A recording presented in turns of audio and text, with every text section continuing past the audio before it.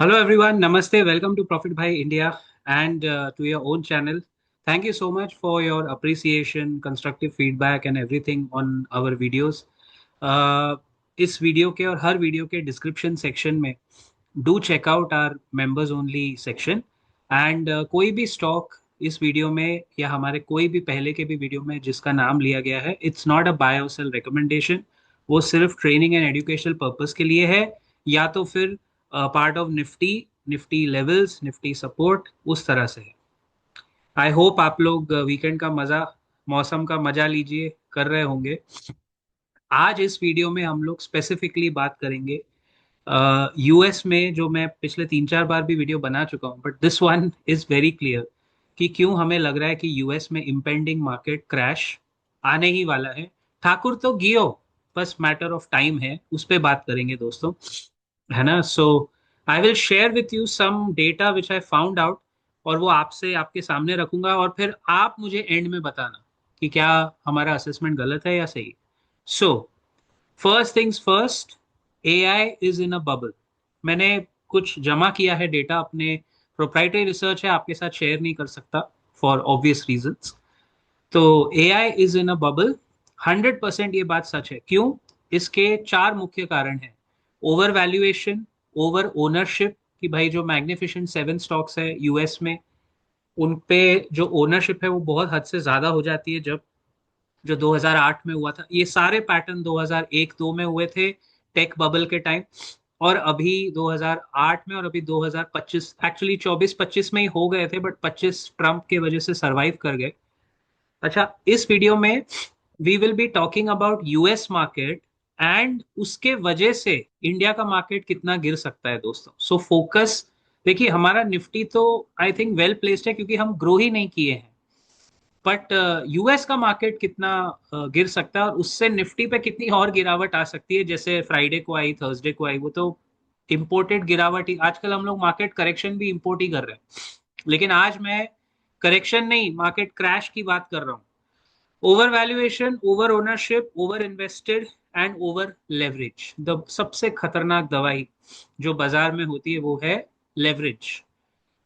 इसका simple terms में अगर मीनिंग समझाना, देखिए, मिस्टर डोनाल्ड ट्रंप जब तक पावर में है, वो आदमी पूरी कोशिश करेगा कि मार्केट गिरने ना दे। ओके, क्योंकि उसके खुद के चेले चपाटे बाजार में इन्वेस्टेड है। लेकिन you remember what happened in April 2025? याद है ना आपको, कि मुझे आपको याद दिलाना पड़ेगा?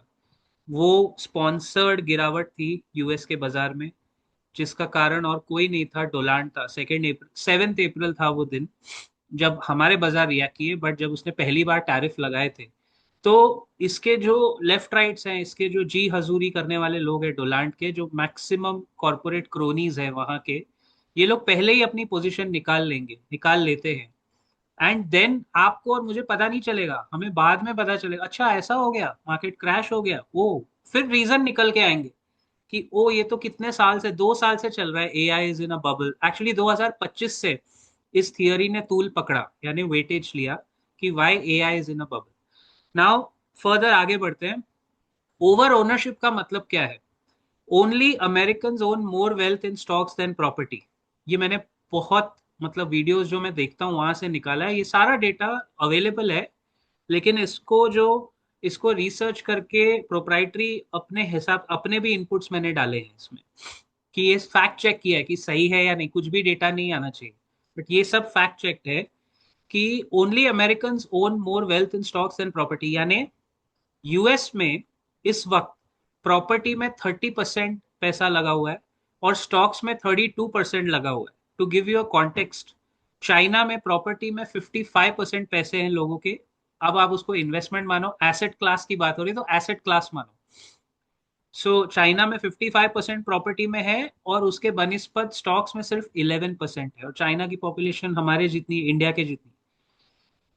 यूरोप में जो वेटेड एवरेज है यूरोपियन कंट्रीज का, उसमें 57% यूरोपियन के पास प्रॉपर्टी है, और 16% मार्केट्स में निवेशित है। इसमें मार्केट्स का चाइना से थोड़ा हाई प्रोपोर्शन है। एंड इंडिया में, हमारे देश में, 50% इज इन प्रॉपर्टी, यानी एसेट्स। 50% प्रॉपर्टी में है, और सिर्फ 7%, सिर्फ 7 to 9% इंडिया में स्टॉक्स में है। तो इससे आप दो निष्कर्ष निकाल सकते हो दोस्तों, कि अगर इंडियन मार्केट में इन्वेस्टर जिस तेजी से बढ़ रहे हैं, जब वो और बढ़ेंगे, राइट, तो पैसा तो हमारे बाजारों में और आने वाला है, इंडिया का भी, और होपफुली ऊपर वाले की कृपा रही तो एफआईआईस कभी ना कभी तो वापस आएंगे, तो दोनों तरफ से। लेकिन यूएस में जो बबल है वो क्या है, कि स्टॉक्स में कभी इससे पहले, दिस इज अनप्रेसिडेंटेड, इतने सालों की कंट्री की हिस्ट्री में 32% of US citizens, this is retail investors, invested in stocks and property, सिर्फ 30% एसेट है एक्चुअली। इन्वेस्टेड जो क्लास है वो ज्यादा है, more than half of the US population is invested, लेकिन एसेट बिल्डिंग में 32% एसेट के नाम पे उनके पास स्टॉक्स है, और स्टॉक्स कभी भी क्रैश कर सकते हैं, सिर्फ 30% प्रॉपर्टी है, तो स्टॉक्स आगे निकल गए। Bubble, typical bubble. Next point, आगे बढ़े फटाफट। हाँ, बबल्स बर्स्ट कब होते हैं इसका कोई फिक्स दायरा नहीं है। मैं कोशिश करूंगा इस वीडियो के अंत में आप अंत तक देखिए तो आपको बताऊं कि एग्जैक्टली ये क्रैश में कब तक एक्सपेक्ट कर रहा हूँ, बिकॉज हमने दिसंबर जैन का कॉल तो लिया ही था कि दिसंबर और जैन में आएगा, अक्टूबर तक मैंने ये तो कहा ही था, लेकिन इस वीडियो में आएगा तो क्रैश लग रहा है कि अभी वी आर ऑलमोस्ट देयर। जनवरी में अगर किसी तरह ट्रम्प ने कुछ करके बचा भी लिया, तो दोस्तों मार्च या अप्रैल मुझे लग रहा है हम पहुंच जाएंगे वहां, उस सिचुएशन में, बिटवीन मार्च या अप्रैल, या उसके पहले जहां ये क्रैश हमें दिखे। इंडिया पे कितना फर्क पड़ेगा उस पे आते हैं towards the end. Bubbles burst when interest rates are hike, so 1929 में हुआ था हाइक, 73 1973 में हुआ था, 1980 में कमोडिटीज में हुआ था हाइक, बबल बर्स्ट हुआ 1989 में। जापान जो थर्ड लार्जेस्ट इकोनॉमी थी उस वक्त, वहां जब बबल फूटा, सब जगह जब इंटरेस्ट रेट हाइक होती है बबल बर्स्ट होता है।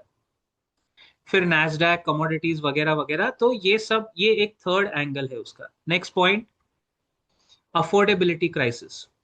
In the US, people are now paying 30% more for food than they did 5 years ago.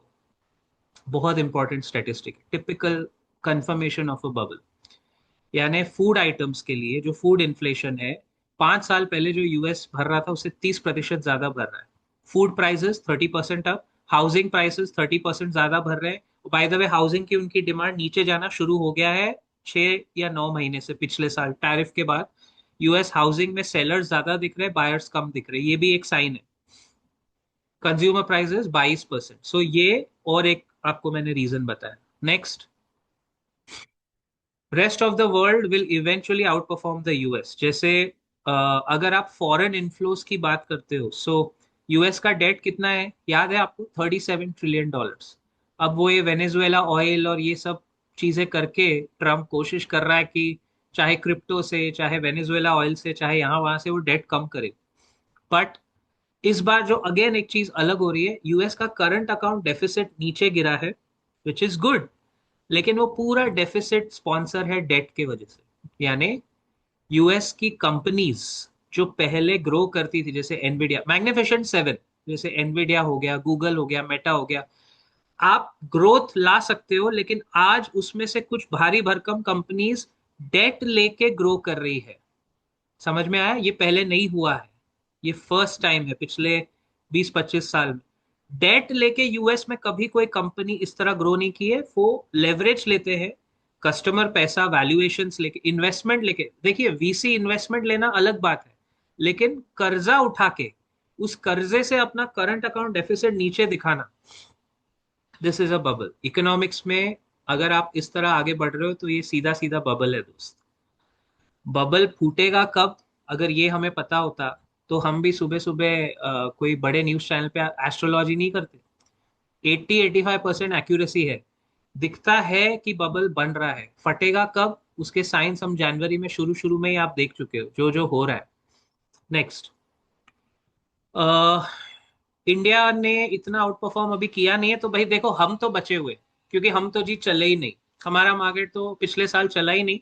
और हाँ दोस्तों, एट दिस जंक्चर, कल जो मेरा मेंबर्स ओनली वीडियो आएगा ना 11 जनवरी, वो आपको जरूर देखना चाहिए। 11 जनवरी जो मेंबर्स ओनली वीडियो आएगा, उसमें मैं कुछ इस तरह के तथ्य रखने वाला हूँ मेरे मेंबर्स के लिए, which is more deeper than this analysis, regarding Nifty, future growth, Nifty का future projection, everything, bank Nifty, India की ग्रोथ कितनी है, कितनी हो सकती है, क्योंकि पिछले साल चाइना बहुत ग्रो कर गया, इमर्जिंग मार्केट्स बहुत ग्रो कर गए, हम ग्रो नहीं हुए, तो हमारी गिरावट भी फिर बेसिकली सीमित होनी चाहिए।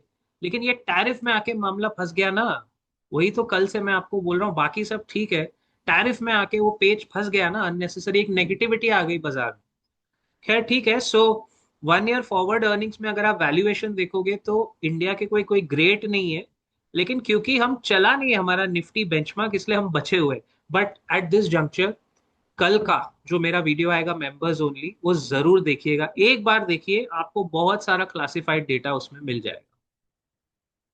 तो ये अभी तक के बबल्स, आगे बढ़ते हैं। Science, these are basic science. अच्छा, नेक्स्ट देखिए, गोल्ड एंड सिल्वर पे बात करना बहुत जरूरी है यहाँ। यूजुअली हिस्टोरिकली हमने क्या देखा है दोस्तों, कि gold and silver act as hedge against inflation. आप लोग एक फॉर्मूला याद रखिए, इन्फ्लेशन प्लस 2% या 2.5%, उतना रिटर्न आपको गोल्ड देगा। इन्फ्लेशन प्लस 2.5%, उतना रिटर्न आपको गोल्ड से मिलेगा।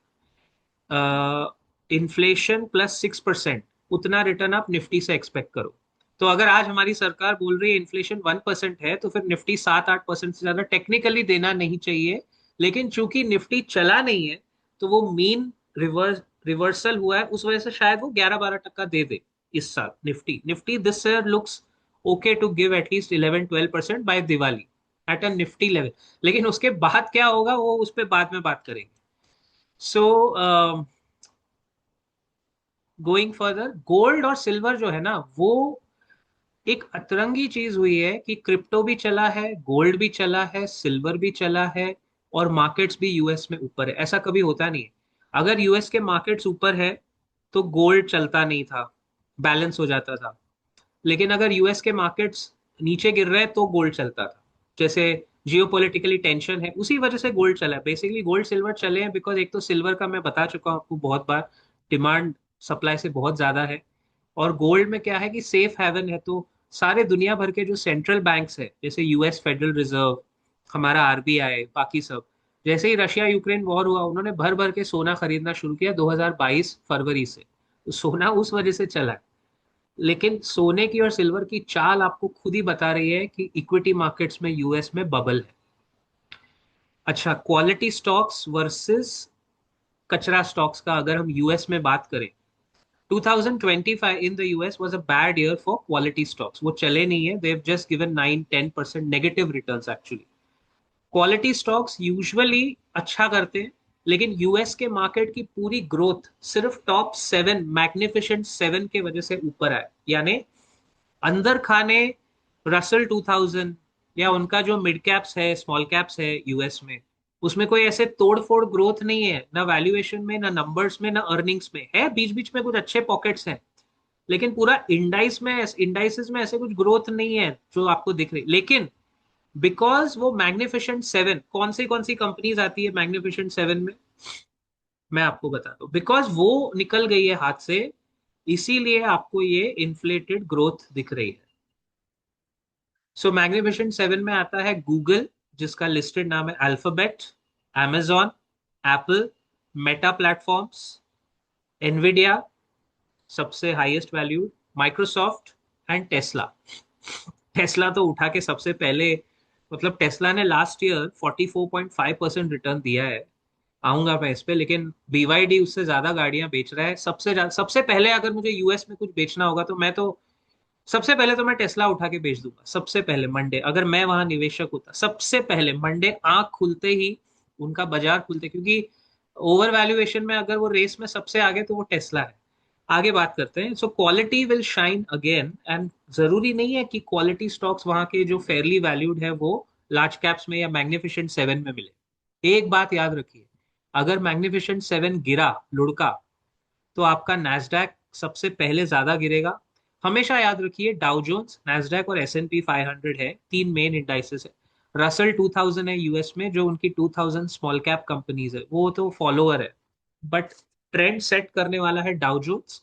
जो ओल्ड इकोनॉमी स्टॉक्स है, ये ऑयल वाले, शेवरॉन, एक्सॉन मोबिल वाले स्टॉक्स, वैसे Nasdaq is all about IT, तो ऑब्वियसली सारे मैग्निफिसेंट 7 मोस्टली नैस्डैक में आएंगे, और नैस्डैक घातक गिरता है। डाउ जोन्स अगर 2-3% गिरता है, मुझे थोड़ा वो, मेरा टिकर ऑन हो जाता है, मुझे थोड़ा लगता है आ रही है गिरावट। अगर डाउ जोन्स कोई भी एक दिन 3% से ज्यादा गिरा, जैसे अप्रैल में गिरा था, मेरा उसमें यूट्यूब शॉर्ट भी था, कोई भी दिन अगर डाउ जोन्स 3-4% से ज्यादा गिरा, समझ जाओ चालू हो गया, करेक्शन तो चालू हो गया। अब वो करेक्शन क्या क्रैश में बदलेगा, ये डोलांड के ऊपर है, वो आके कुछ ना कुछ स्टेटमेंट दे देगा। Donald can not afford the market to crash in the US, ये बात पक्की है, मतलब ये सबको पता है वहां पे भी। बट नैस्डैक गिर सकता है, क्योंकि मैंने जैसा कहा आपको कि सारे मैग्निफिसेंट सेवन उसी में, और सारे के सारे एक के बाद एक ओवर वैल्यूड है।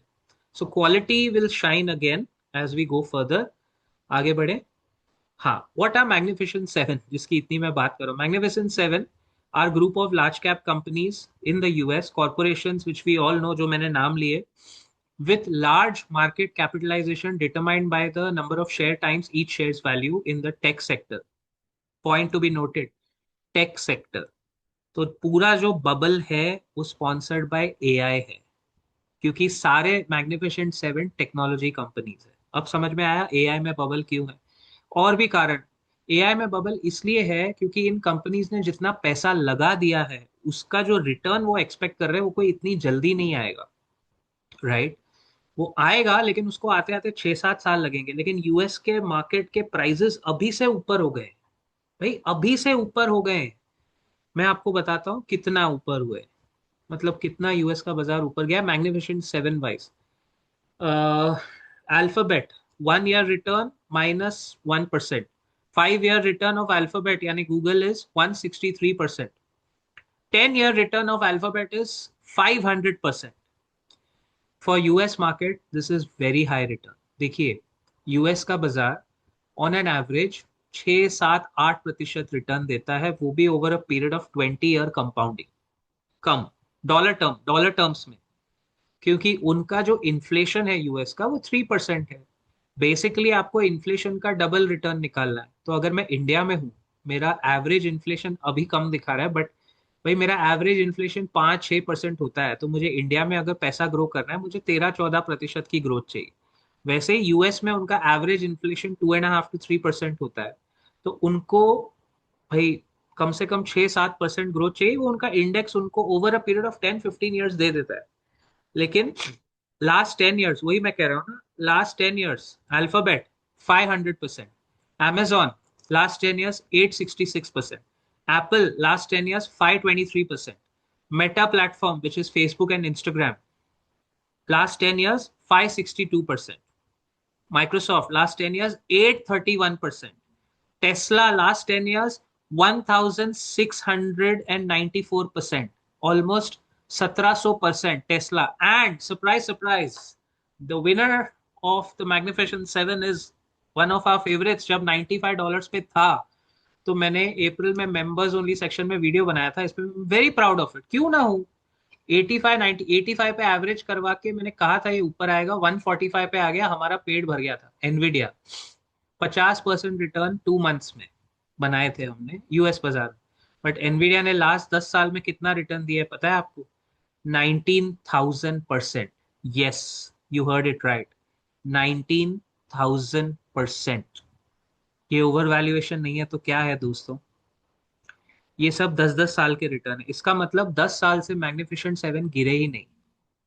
5 साल के अगर रिटर्न देखो तो alphabet last 5 years 163%, Amazon last 5 years 81%, Apple 195%, Meta platform 210%, Microsoft 135%, Nvidia last 5 years 1500%। फिर भी बहुत 5 साल का रिटर्न है यार for them.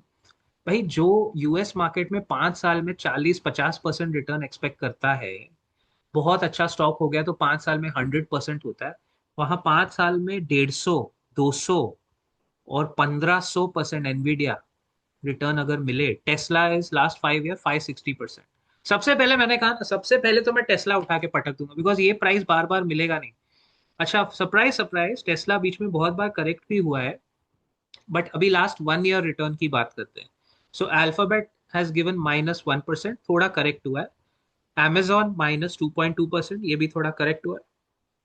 Apple biggest bubble in the last 1 year, Apple last 1 year में भी 13% ग्रो हुआ है। Meta platforms last 1 year 3.9% grow हुआ है। माइक्रोसॉफ्ट -9%, सबसे स्टीपेस्ट करेक्शन आया है माइक्रोसॉफ्ट में लास्ट 1 ईयर, -9%, लेकिन ये और पटक सकता है।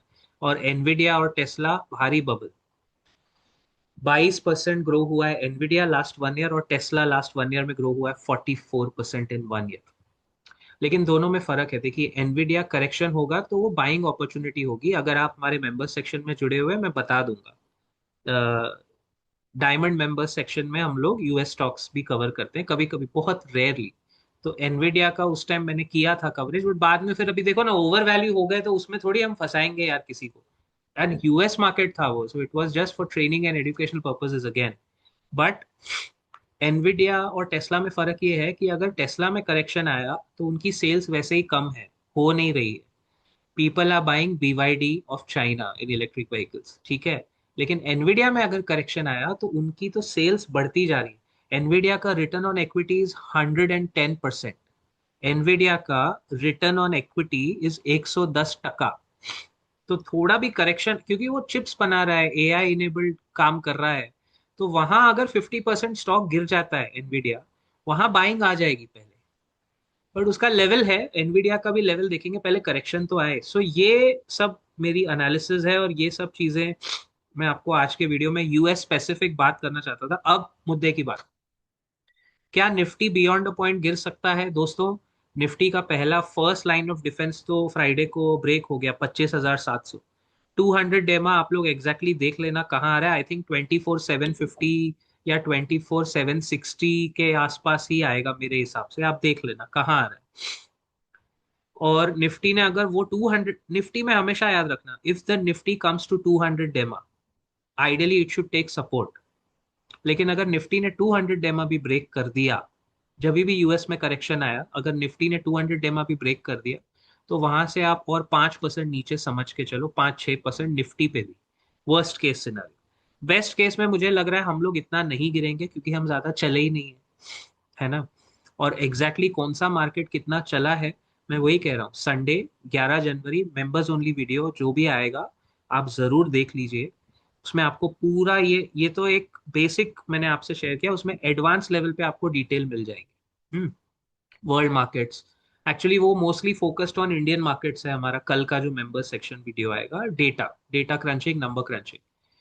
अब आखिरी बात पॉलिटिक्स की। यूएस में 2026 नवंबर में मिड टर्म इलेक्शंस है। So in the US elections are held every 4 years, and 4 साल का टर्म है प्रेसिडेंट ट्रम्प का। तो 2024 नवंबर से 2028 नवंबर तक टेक्निकली उसका टर्म है। लेकिन 2026 नवंबर में 2 साल बाद, हमेशा वहां 2 साल बाद मिड टर्म इलेक्शंस होते हैं, जो अब होते हैं तो होते हैं। तो अभी वहां चर्चा अभी शुरू नहीं होगी वो। आप देखोगे जून जुलाई से वो माहौल बनना शुरू हो जाएगा कि डेमोक्रेट्स, जो दूसरे बाइडन और कमला हैरिस के पार्टी के हैं, अगर उनको थोड़ा मोमेंटम दिखा और उन्होंने सेनेट में, यूएस सेनेट में 5-10 सीटें भी हड़प ली ना, तो अभी फिलहाल सेनेट में रिपब्लिकन्स की मेजोरिटी है, तो कोई क्वेश्चन नहीं करता है। लेकिन अगर डेम्स ने, यानी डेमोक्रेट्स ने थोड़ा हड़प लिया वहां से माल मिड टर्म्स में, तो ट्रम्प बैकफुट पे आ सकता है। और इसकी आहट यूएस का बाजार आपको मेरे ख्याल से मार्च अप्रैल या मई तक दे देगा। I think May is the month मुझे लग रहा है, क्योंकि मार्केट हमेशा फॉरवर्ड लुकिंग होता है। अगर ट्रम्प मिड टर्म्स में पीछे है या पीछे हो रहा है, तो बाजार नवंबर की काउंटिंग तक रुकने वाला नहीं है, वो आपको भाव अप्रैल मई में ही दिखा देगा।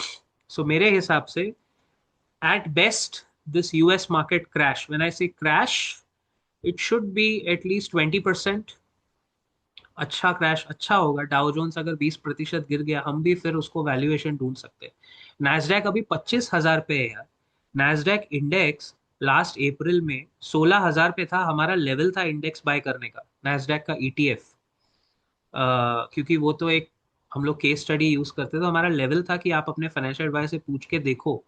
वो 16,000 पे नैस्डैक था। एक साल में नैस्डैक इंडेक्स ऑलमोस्ट 55% ऊपर आ गया। It has to correct, it has to कर, और तबीयत से, ऐसे नहीं कि 5% गिरा, वो तो करेक्शन होता है। थोड़ा तबीयत से सेलिंग आएगी। सेलिंग क्यों आती है किसी भी बाजार में, बबल क्यों बर्स्ट होता है? आपने हाउसिंग को चढ़ा दिया। जब घर नहीं बिकते हैं या जब डिस्ट्रेस में है एम्प्लॉयज, फूड कॉस्ट बढ़ रहे हैं, यूएस फेडरल रिजर्व भी पानी फूक फूक के पी रहा है, रेट कट नहीं कर रहा है। अगर उन्होंने बोला हम रेट कट नहीं करेंगे, there you go, that's a classic bubble. और इन सब के ऊपर अगर डोनाल्ड ट्रंप इंडिकेशन हुआ, मुझे तो लग रहा है वो मिड टर्म्स, मैं आपको वो भी बता देता हूँ, मुझे नहीं लग रहा वो मिड टर्म्स जीतने वाला है। खैर मिड टर्म में अगर उसकी पार्टी को कम सीटें भी मिली तो 2028 नवंबर तक वही रहेगा प्रेसिडेंट, लेकिन वो शायद बिल्स पास नहीं करवा पाएगा सेनेट से। अभी क्या होता है, वो एग्जीक्यूटिव ऑर्डर साइन करता है विच इज प्रेसिडेंशियल पावर, तो वो कुछ भी उठा के कर लेता है, कर सकता है एज अ प्रेसिडेंट। ये सारे टैरिफ वैरिफ जो ट्रम्प ने डाले हैं, यूजुअली कायदे से ये सब वाया उनकी parliament, house of representative and senate से पास होना चाहिए, लेकिन ट्रम्प ने इमरजेंसी एक्ट को इन्वोक करके एग्जीक्यूटिव ऑर्डर के थ्रू, वो एक बोलते हैं ना फरमान जारी कर रहा है, जैसे जिसको बोलते हैं ऑमनीबस ऑर्डर, या I am not getting that technical term, तो वो उसके थ्रू ये सब ऑर्डर्स जारी कर रहा है। इसीलिए तो यूएस सुप्रीम कोर्ट में फैसला आना आना है अभी भी, कि भाई ये लीगल है भी, इतना टैरिफ, और ये ग्रीनलैंड लेना चाहता है, और ये वेनेजुएला, ये सब लीगल है, या इसको पकड़े प्रेसिडेंट को, मतलब इसको रोके। तो अगर सेनेट में वहां के डेमोक्रेट्स के ज्यादा, थोड़ी 5-6 सीटें भी ज्यादा आ गई ना, तो वो पास नहीं होने देंगे ना, इसकी मनमानी नहीं होने देंगे। तो अगले 2 साल फिर ट्रम्प थोड़ा, जैसे 2019-20 ट्रम्प एकदम चुप बैठा हुआ था, वैसे ही होगा शायद अगले 2 साल, क्योंकि लास्ट टाइम भी ऐसे ही हुआ था मिड टर्म्स में। लेकिन फिर मार्केट हमेशा, मैंने कहा ना, वो 6 महीना पहले बाजार आपको क्रैश कर देगा। आई एक्चुअली वुडेंट माइंड अगर यूएस का बाजार 20% क्रैश हो जाए। 20% तो मैं बोल रहा हूँ, technically crashes could be as far as 40%, 45%, past में हमने देखा है। इस बार इतना लंबा क्रैश नहीं होगा, क्योंकि सब लोग एल्गो ट्रेडिंग कर रहे हैं, एल्गोरिदम्स यूज कर रहे हैं। तो एल्गोरिदम क्या होता है ना, वो आपका नीचे का बेस बचा लेता है काफी हद तक, वो आपको ज्यादा आगे बढ़ने नहीं देता, इवन इन चढ़ाई में, इवन क्रैशेस में। लेकिन अभी चढ़ाई करते करते उनके बाजार बहुत आगे निकल गए। This is gross over valuation. So दोस्तों, कैसा लगा आपको ये वीडियो? उम्मीद है आपको ये एनालिसिस पसंद आया होगा। I hope you really resonated and enjoyed this analysis. Thank you so much for being a very, very educated and supportive and class audience that we have. Uh, ज़रूर आप अपना कमेंट्स यहाँ डाल सकते हैं, और कोशिश कीजिए कि अपने जो ओपिनियंस हैं, we keep it country first, हमेशा इंडिया फर्स्ट आगे रख के रखेंगे तो बेटर है। Thank you. जय हिंद, जय महाराष्ट्र।